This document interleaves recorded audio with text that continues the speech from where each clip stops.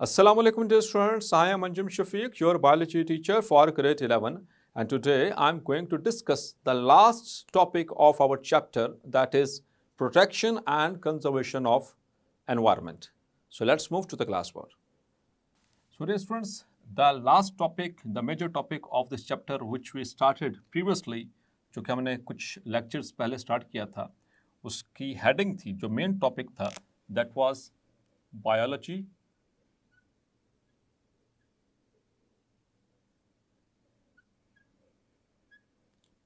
and the service of mankind.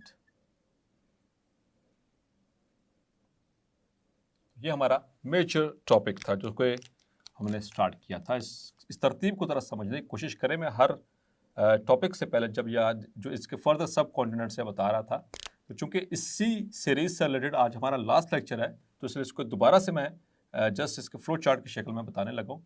फिर हम start करते हैं अपना लास्ट टॉपिक। ठीक है, so biology and the services of mankind, that was the major topic. इसमें हमने बात की थी कि जो बायोलॉजिकल साइंस है उसने हेल्प की ह्यूमन काइंड की, मैन काइंड की मुख्तलिफ तरीक़ों से।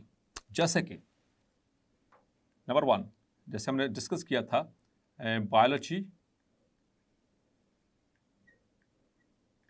इन फूड प्रोडक्शन में हमने डिटेल्स पढ़ी इसकी। ठीक है, किस तरह से खुराक की जो है वो पैदावार के हवाले से किस तरह से उसको बढ़ाया गया, किस तरह से बायोलॉजी ने उसमें रोल प्ले किया। दूसरा इसका हमने पढ़ा था combating diseases, role of biology in combating diseases, और इसका जो हमने हेडिंग पढ़ी थी दैट वाज डिजीज कंट्रोल। और फिर डिजीज कंट्रोल में आके हमने 3 मेथड्स पढ़े थे, 3 प्रॉन्च्ड एक्शन पढ़े थे, जिसमें प्रिवेंटिव मेजर्स और वैक्सीनेशन, इम्यूनाइजेशन, और फिर लास्ट में डिस्कस किया था that was gene therapy and drug treatment. Clear. और फिर इसके साथ मैंने ऐड किया था एक और, दैट वाज इसके सीक्वेंस की बात कर रहा हूँ, क्लोनिंग, जो हमने प्रीवियसली डिस्कस किया। तो क्लोनिंग भी इसमें भी आपने देखा मुख्तलिफ तरह से किस तरह फ़ायदा पहुंचाया जा रहा है, इसके किस तरह से बेनिफिट्स जो ह्यूमन काइंड को दिए जा रहे हैं थ्रू क्लोनिंग। तो ये भी बायोलॉजी की ही बदौलत है। और चौथा और last, that is role of biology, that is role of biology in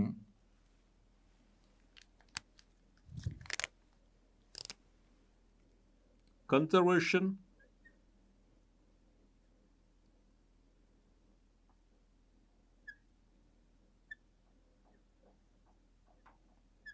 and protection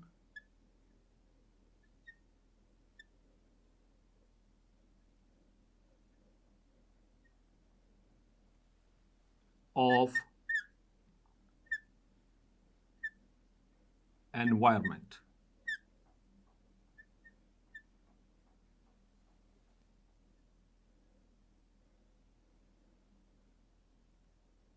Clear? So that will be the last service of biology. That was the last service of biology for mankind. That how biology has played role in the conservation and protection of the environment. तो dear students, जैसे जैसे industrialisation हुई, जिस तरह से industrialisation हुई, दुनिया में इंडस्ट्रीज़ का रेवोल्यूशन आया, सनतों का रेवोल्यूशन आया, जितनी ज़्यादा सनतें बनती चली गईं, इंसान का लिविंग स्टैंडर्ड तो थोड़ा सा ज़रूर रेज हुआ है, लेकिन इसी के साथ साथ कुछ ऐसी मुश्किलात का सामना करना पड़ रहा है और होता रहेगा और होता रहा है, जिसको हम कहते हैं पॉल्यूशन, जो कि इस इंडस्ट्रियलाइजेशन की वजह से बनी। Clear. So industrialisation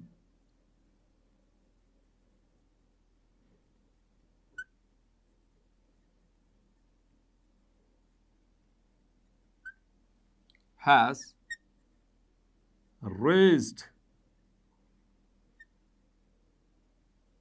the standards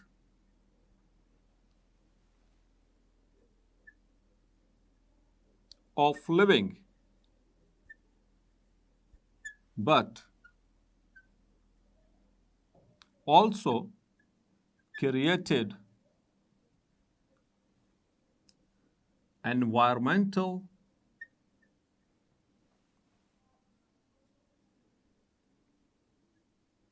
pollution। इसकी वजह से एनवायरमेंटल पोल्यूशन भी बढ़ी, और एनवायरमेंटल पोल्यूशन में air pollution, land pollution, soil pollution, water pollution, noise pollution, हर तरह की पोल्यूशन ने जन्म लिया इस इंडस्ट्रियलाइजेशन की वजह से। तो आहिस्ता आहिस्ता आहिस्ता आहिस्ता क्या हुआ, इंसान इसमें धंसता चला गया। इंडस्ट्रीज तो लगा ली, लेकिन उसका जो वेस्ट है उसको ठिकाने लगाने का निज़ाम बहुत देर में समझ आया कि उनको कैसे, जब नुकसान होना शुरू हो गया उस इंडस्ट्रियल वेस्ट की वजह से, तो तब उसके लिए जब कुछ करना पड़ा तो समझ में आती बहुत देर हो चुकी है। लेकिन फिर भी इतनी देर नहीं, अगर अब भी हम इसको संभाल लें तो हमारे आने वाली नस्लें जो हैं उनकी बचत हो सकती है। तो इंडस्ट्रीज़ ने अपना वेस्ट, जितना भी वेस्ट था, ठीक है, चाहे वो लिक्विड फॉर्म में, चाहे वो सॉलिड फॉर्म में, चाहे वो गैस फॉर्म में, वो सारा इस एनवायरनमेंट के अंदर इंजेक्ट कर दिया, जिसकी वजह से ना तो हमारे लिए सांस लेने के लिए हवा साफ़ है, ना पीने के लिए पानी साफ़ है, और ना ही बाकी जो लिविंग ऑर्गेनिजम्स जो आबी मखलूक है, aquatic animals and plants and every aquatic organism, ना ही वो इससे महफूज रहा।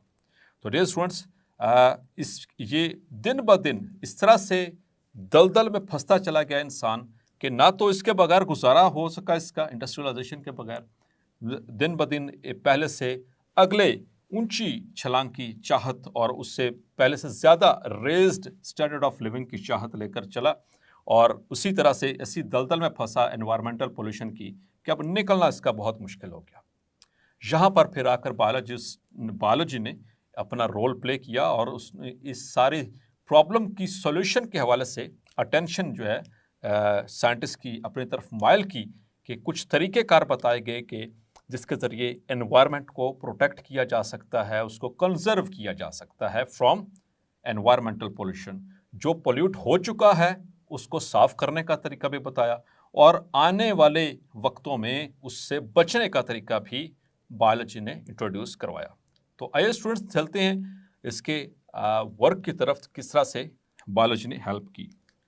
So the industries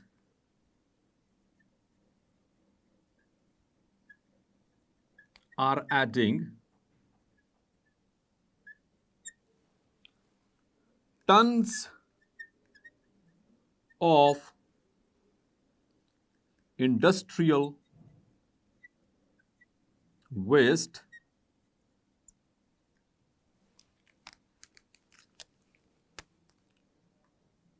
in the form of solid, liquid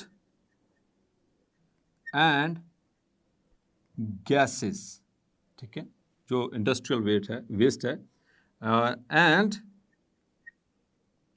effluents are being injected into canals, rivers, seas and oceans.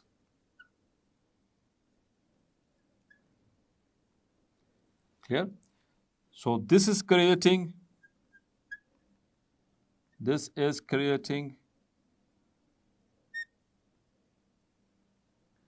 and has created a huge problem for the living world. For the living world. जो जिंदा दुनिया है, जो जानदारों की दुनिया है, उसके लिए बहुत बड़ा मसला खड़ा कर दिया इंसानों ने खुद से ही, अपने लिए भी और बाकी जानदारों के लिए भी। Clear? So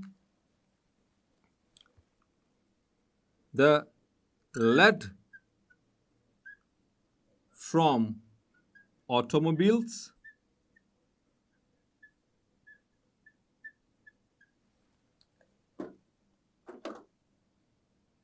chromium from tanneries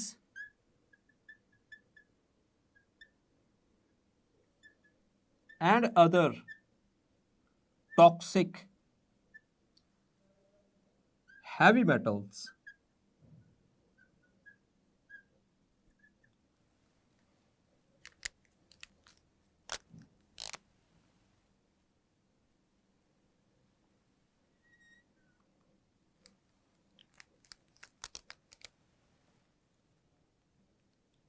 are added on daily basis to our environment.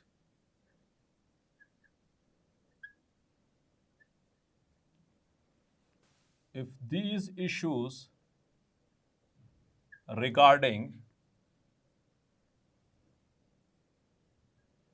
environmental pollution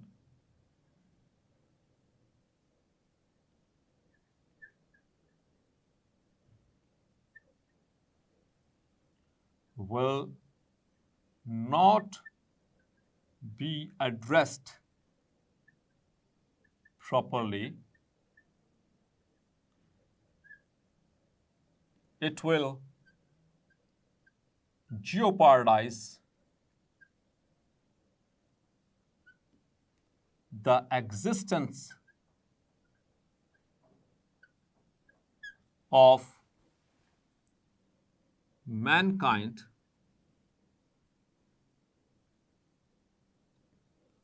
on the face of the earth. तो लेड चूंकि ऑटोमोबाइल्स मतलब कि गाड़ियों से निकलने वाला धुआं, और उसके धुआं नहीं तो उसका एग्जॉस्ट में से निकलता है लेड। और इसी तरह से क्रोमियम जो कि टैनरीज कहा जाता है चमड़ा बनाने वाली फैक्ट्रियों को, इंडस्ट्रीज को। आपको पता है स्टूडेंट्स के पाकिस्तान में इसकी बहुत बड़ी सनत मौजूद है, और कहाँ पर मौजूद है? कसूर में।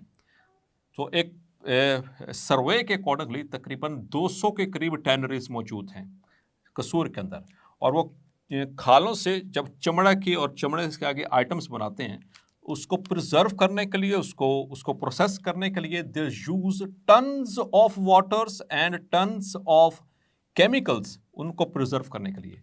और अल्टीमेटली वो वॉश होकर जब उसको सारा प्रोसेसिंग होती है तो कहाँ पे जाता है? छोटे नदी नालों में, वहाँ से फिर बड़े नालों में, उन बड़े नालों से फिर नहरों के अंदर, इन द कैनाल्स कहाँ लीड करती हैं? टुवर्ड्स द रिवर्स, यानी दरियाओं में, दरियाओं से फिर वो समंदरों में, और समंदरों से फिर ओशंस में चला जाता है, ultimately making very difficult to breathe for the aquatic life. ठीक है, सो इस तरह से अगर इन इश्यूज़ को कंप्लीटली और जितनी जल्दी हो सके और फ्यूचर में एड्रेस ना किया गया तो इंसान की अपनी इस दुनिया के ऊपर एग्जिस्टेंस खतरे में पड़ जाएगी।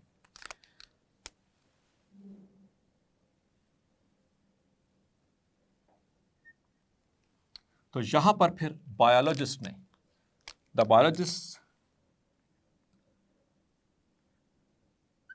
Biology has played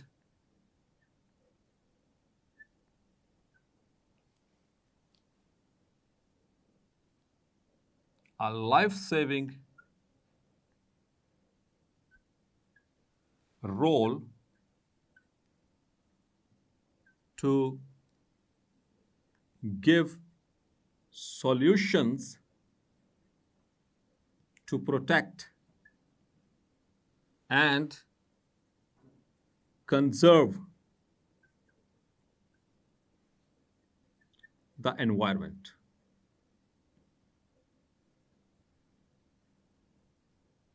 clear? तो वो किस तरह से रोल प्ले किया?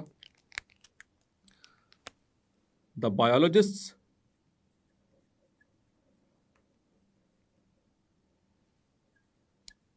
have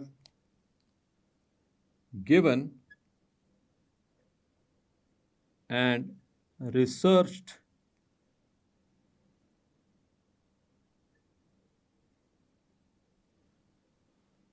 various methodologies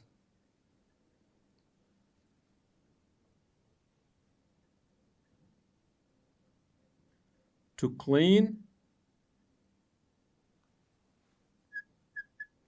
the polluted environment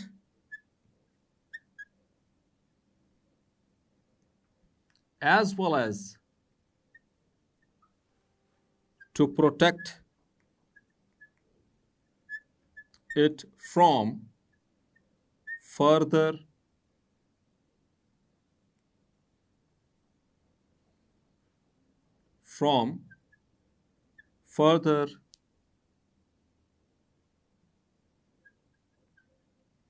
danger and loss। तो वो मेथोडोलॉजीज, वो तरीक़ेकार क्या हैं? उनमें से एक है that is the treatment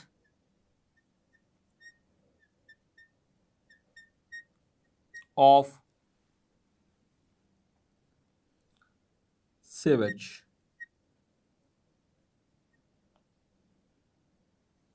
the treatment of sewage, वो सीवेज किसी भी तरह का हो, चाहे वो सिटी सीवेज है, चाहे वो इंडस्ट्रियल सीवेज है, या वो वेस्ट है, किसी भी तरह का उसको। सो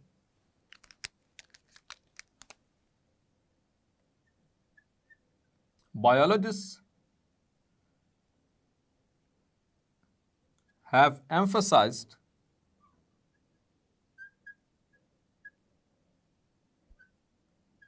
on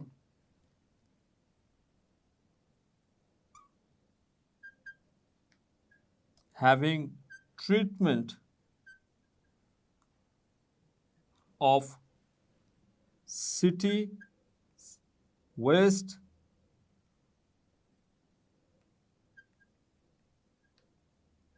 or industrial waste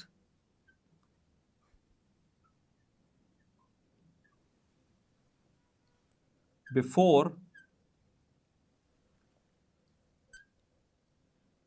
passing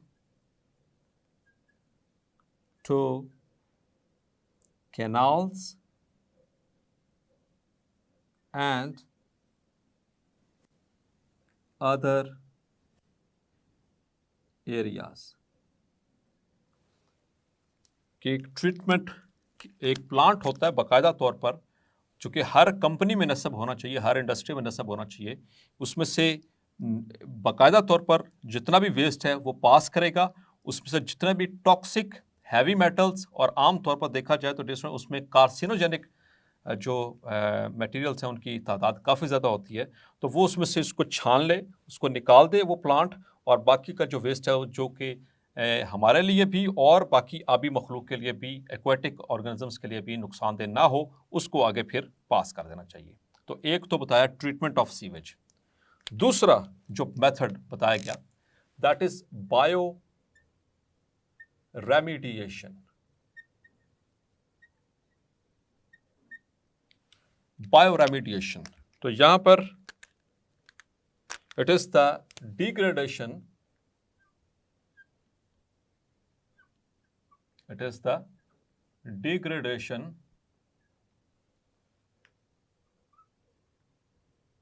of environmental pollutants by using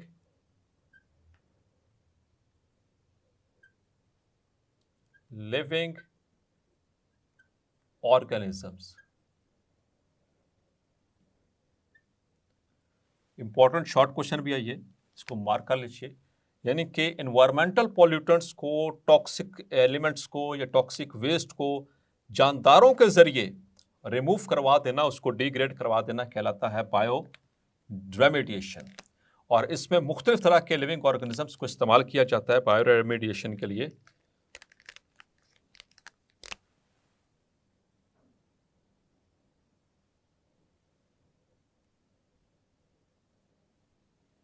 इसमें प्लांट्स को इस्तेमाल किया जाता है। जी बिल्कुल, प्लांट्स को भी। जैसे कि एक एग्जांपल इसकी कोट करता हूँ, सनफ्लावर। सनफ्लावर का नाम सुना आपने? सूरजमुखी। जिधर जिधर सूरज जाता है जो अपना मुख यानी चेहरा उसकी तरफ कर लेता है, ठीक है। So sunflower is being used to absorb, ये बायोलॉजिस्ट ने रिसर्च की ना कि सनफ्लावर के अंदर ये खासियत मौजूद है, it can use to absorb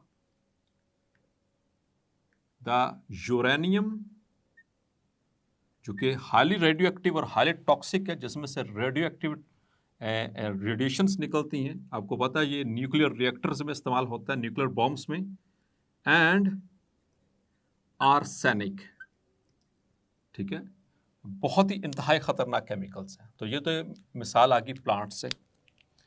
अभी हम बात करते हैं एक और मिसाल, एक और एग्जांपल बायो रेमेडिएशन की, एल्गी। सो एल्गी जो है डियर स्टूडेंट्स, इनको इस्तेमाल किया जाता है मुख्तलिफ तरह के algae. Algae are used to absorb the heavy metals. जो हैवी मेटल्स होते हैं उसके अंदर इंडस्ट्रियल इफ्लुएंट्स के अंदर heavy metals in the industrial effluents. Clear? तो इस अमल को कहते हैं बायो एब्जॉर्प्शन। Bio absorption. तो इस तरह से भी ये इनसे काम लिया जा रहा है। इसी तरह से दो और ऑर्गेनिजम्स का यहां पर जिक्र करूंगा। फंजाई, चैप्टर नंबर 8 में भी मैं इसके हवाले से जिक्र करूंगा। क्लियर? उसकी इकोलॉजिकल इंपॉर्टेंस के अंदर। सो फंजाई जो हैं बहुत अहम है। They have extensive enzyme system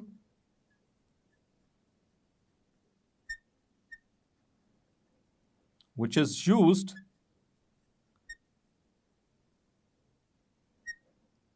to degrade not only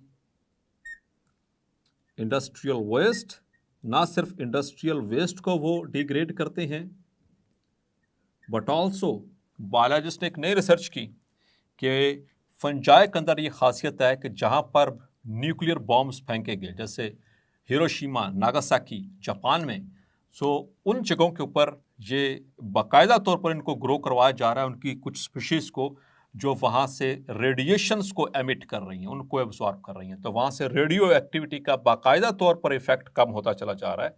so that is also due to the biologist. So but also absorb nuclear radiations। और एक और नई रिसर्च फंजाई के हवाले से, they can also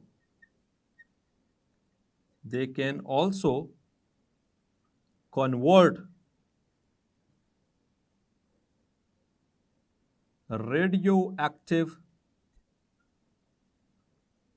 elements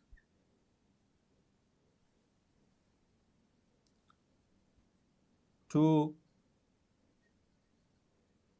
other forms।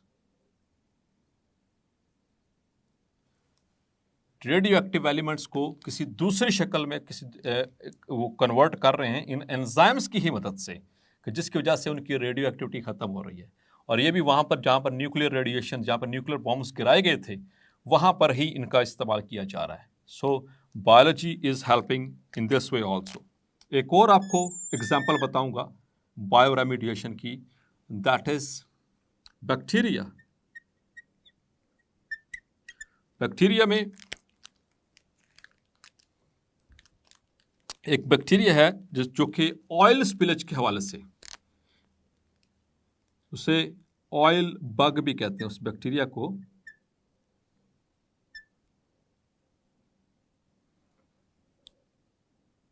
It used to clean the oil spillage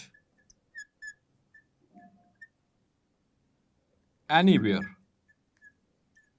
जहाँ कहीं पर भी होगी। तो कुछ स्पीशीज हैं बैक्टीरिया की जो कि इस्तेमाल की जा रही हैं, उनको ऑयल बग्स भी कहते हैं ऐसे बैक्टीरिया को। आपने देखा होगा कि जो हमारे कंट्री के अंदर जो पेट्रोल हमें मिलता है या डीजल मिलता है या जो पेट्रोलियम प्रोडक्ट्स मिलती हैं, तो ये एज इट इज़ हम बाहर से नहीं मंगवाते, बाहर से आता है क्रूड ऑयल। तो क्रूड ऑयल की आगे प्रोसेसिंग करके ये सारे पेट्रोलियम मसनूआत जो होती हैं, पेट्रोलियम प्रोडक्ट्स, उसको रिफाइन किया जाता है in various refineries of the Pakistan. तो बाज़ औक़ात क्या होता है कि दुनिया में भी इसी तरह से सारा प्रोसेस चल रहा है। तो वो बड़े बड़े बहरी जहाज़ों के अंदर वो क्रूड ऑयल जो है वो ट्रांसपोर्ट किया जाता है। अगर उसमें लीकेज हो जाए या वो कहीं नीचे से चट्टान से टकरा जाए और उसमें उसकी वजह से लीकेज हो जाए या किसी और वजह से लीकेज हो जाए, तो डियर स्टूडेंट्स क्या होता है कि आबी मखलूक वहाँ पर फौरी तौर पर मरना शुरू हो जाती है। तो ऐसे अब वहाँ पर उनकी सफाई के लिए जब तक वो क्रूड ऑयल वहाँ पर रहेगा, आबी मखलूक की बर्बादी रहेगी और नए ऑर्गेनिजम्स का वहाँ पर ग्रो करना भी मुश्किल होगा, उनको रिप्रोड्यूस करना मुश्किल हो जाता है। तो पहले तो ऐसा ही होता था कि अब उनको अल्लाह के सहारे छोड़ दिया जाता था, लेकिन अब थोड़ा सा अक्ल इंसान इस्तेमाल की, बायोलॉजिस्ट ने ऐसे बैक्टीरिया जो है वो आइडेंटिफाई किए और उनकी इस एबिलिटी को कि उन बैक्टीरिया को अगर उन ऑयल स्पिलेज वाली जगहों पे छोड़ दिया जाए और वो छोड़ते हैं, तो फिर क्या होता है कि ये बैक्टीरिया जल्दी जल्दी रिप्रोड्यूस करते हैं और उस के अंदर मौजूद जो केमिकल्स होते हैं उनको एज अ फूड इस्तेमाल करते हैं, जिसकी वजह से वो ऑयल स्पिलेज का सफाया हो जाता है, वहाँ से ऑयल ख़त्म हो जाता है। उसको ये एज अ फूड सोर्स इस्तेमाल करते हैं ये बैक्टीरिया, जिनको ऑयल बग्स कहा जाता है। सो ये तो होगी बात बायो रेमिडिएशन की। तो ये किस तरह से ये कितने मुख्तलिफ फील्ड्स में हेल्प कर रही है। इसके अलावा भी एक लंबी लिस्ट है, but as we are concern to this topic, हमारा ये लास्ट टॉपिक है, इसको हमने एज पर आवर सिलेबस हमने इसको वाइंड अप करना है। Now dear students, environmental pollution का तो हल बता दिया। एक और बहुत बड़ा मसला जो दुनिया का आजकल चल रहा है, that is regarding the species. This is called as endangered species or the endangered organisms.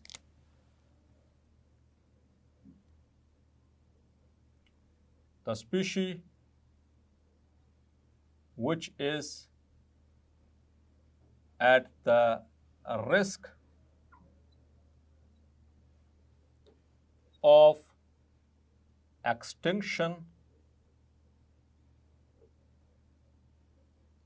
in the near future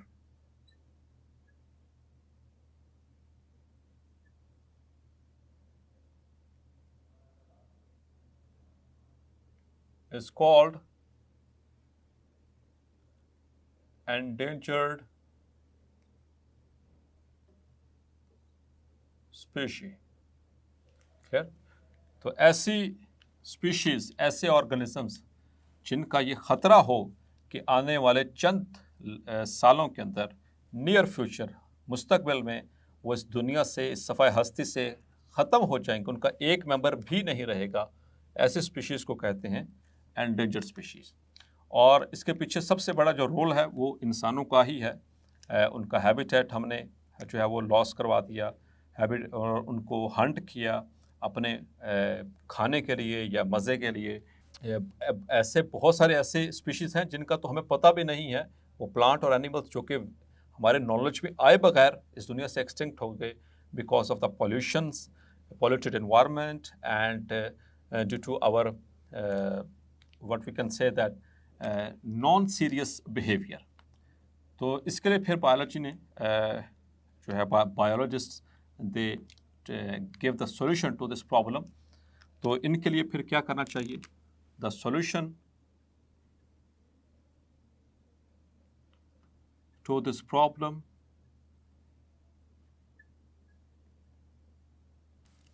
is also given by biologists। जो नेचर को समझते हैं वही उसका हल बता सकते हैं। लाइक जैसा कि by creating national parks, national parks बनाए चाहिए।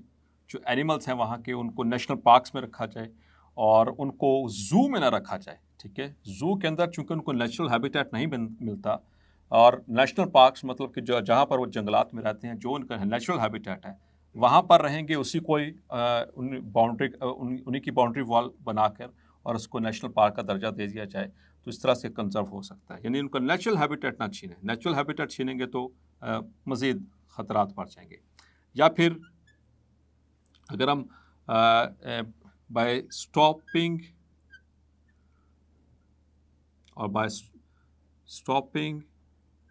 द हंटिंग और the hunt of these animals. आपको पता है कि इन जो एलिफेंट्स हैं वो भी कि कई दुनिया के इलाकों में एंडेंजर्ड हो चुके हैं। रीज़न, हाथियों को मार दिया जाता है खाने के लिए नहीं, बल्कि क्या उसके जो दांत होते हैं, ठीक है, उसको यूटिलाइज करने के लिए, उससे मुख्तलिफ़ किस्म के वैल्यूएबल्स जो हैं वो ऑर्नामेंट्स बनाते हैं। ठीक है, तो देखें, एक just for the sake of money इंसान जो है इतने बड़े जानदारों को इस दुनिया से सफ़ा हस्ती से मिटाने की कोशिश कर रहा है। Clear? By stopping the hunt of these animals, जैसे होबरा बस्टर्ड जिसकी हमने बात की थी 9th के अंदर भी, वो हर साल जो माइग्रेट करके आते हैं परिंदे हमारे मुल्क के अंदर सर्दियों में, तो उनमें से हर साल 2 लाख परिंदे सिर्फ मार दिए जाते हैं। ठीक है, शिकार का शौक पूरा करने के लिए। इसी तरह से दे आर बिकमिंग एंडेंजर्ड। ठीक, और उसको अगर हंट को रोक दिया जाए and by preventing their habitat loss, उनके हैबिटेट लॉस को बचाया जाए, यानी उनको जहाँ पर वो नेचुरली रहते हैं उनको वहीं पर ग्रो करने दिया जाए एनिमल्स को या प्लांट्स को, तो इससे भी बचत हो सकती है। इसके अलावा और बहुत सारे तरीक़ेकार जो कि बायोलॉजिस्ट ने बताए, there is a long list regarding them. So this is how the biology has helped in conserving and protecting the environment. So dear students, hopefully आज का लेक्चर भी आपको क्लैरिफाई हो गया होगा। मिलते हैं नेक्स्ट लेक्चर में, तब तक अपना ख्याल रखिएगा। अल्लाह हाफ़िज़।